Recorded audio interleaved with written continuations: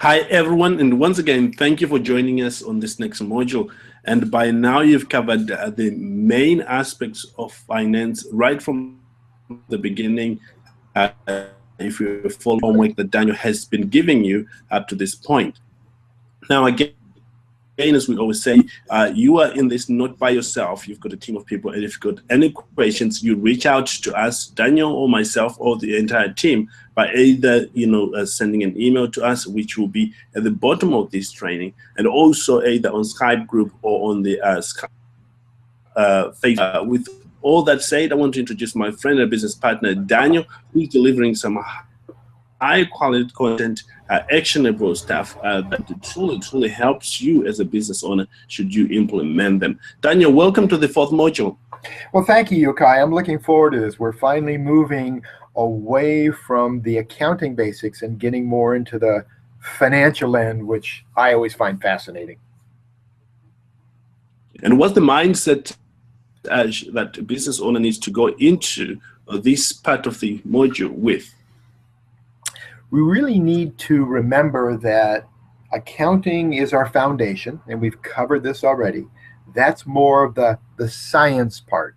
Now we get to move into what I refer to as the art side, the more creative elements, because accounting is needed to be good in finance, but finance, we get to use more judgment. And as we'll talk about in a few moments, if accounting focuses on looking backwards at what we have done, finance looks forward to see what we can and will do. And that's where I get excited.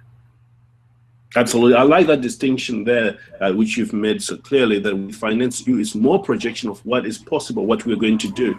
And for any progressive business owner, this is something I hope will excite you just like it does for Daniel and myself, because we are progressive business owner. We want to think of the possible. What can we do? And this is the training that is going to get you there. So, Daniel, without much ado, I want you, you can take it home should you want, and we're here to take some notes and apply the knowledge. Great, Yokai. I'll take it from here. Thank you. Welcome back, everybody. If you've been with us in our first three modules, we've covered the introduction to accounting. We've covered the three different financial statements.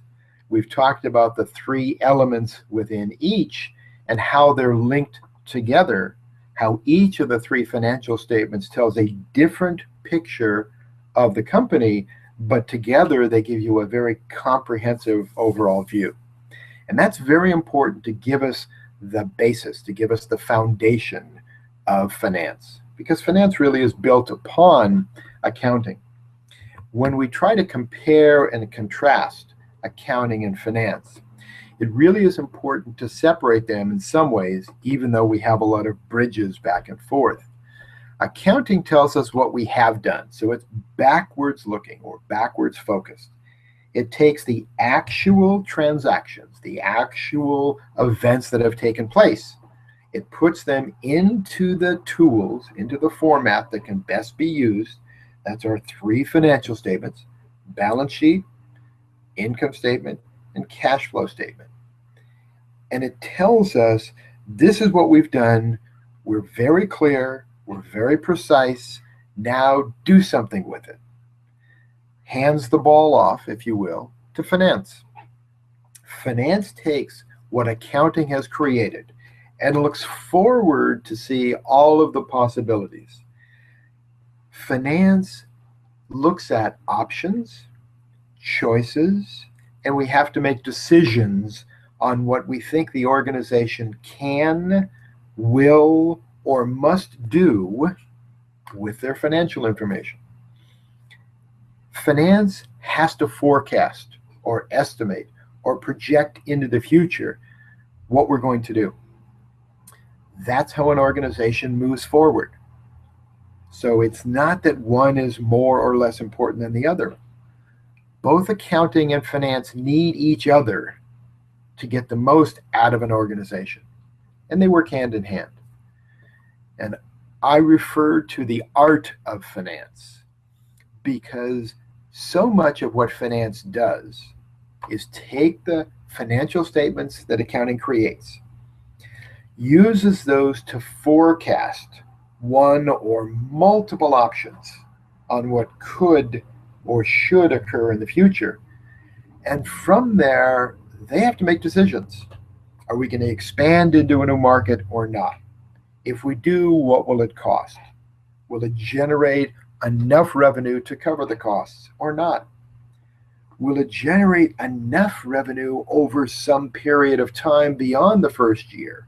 Are we willing to make that investment? Should we buy asset A or asset B? Should we acquire an asset with a 7-year life or a more expensive one with a 10-year life? These are all questions that we cannot know the answer to today, but finance has the challenge of making the best possible decision. And we'll look over the next couple of modules at a variety of tools we use in finance to try to make the best possible forecast, budget, and decision. So finance really uses a combination of the financial statements created by accounting, our experience in the past with information and judgment and decisions and what has happened, and our judgment of current and future circumstances. If we look at the world's economic circumstances today, and we look at how industries are changing, our customers, our consumers' tastes are changing, what different decisions do we make today than we made a month, a quarter, or a year ago? That's the challenge. That's the art. That's the really fun part of finance. So if we're trying to compare and contrast, again, accounting and finance, accounting is very focused on measuring actuals. Finance is focused on using those actuals. What assets do we have and do we need? What form of liabilities can we acquire? Short-term debt versus long-term debt. Long-term bank debt versus bonds. Debt versus equity. Growing at 3% or 13%. Finance manages cash flow in the future, and that's where the cash budget comes in. Accounting calculates the cash flow we created in the previous period. Finance looks at our long-term growth needs and creates and manages capital budgets. And we'll dive into this a little more in a few moments. Accounting measures the inflows and outflows that actually occur from the capital projects over time, so we can make the adjustments to the capital projects. Because we'll talk as we get into capital budgeting about the 4 management options when it comes to projects. And this is something that, again, is not frequently talked about.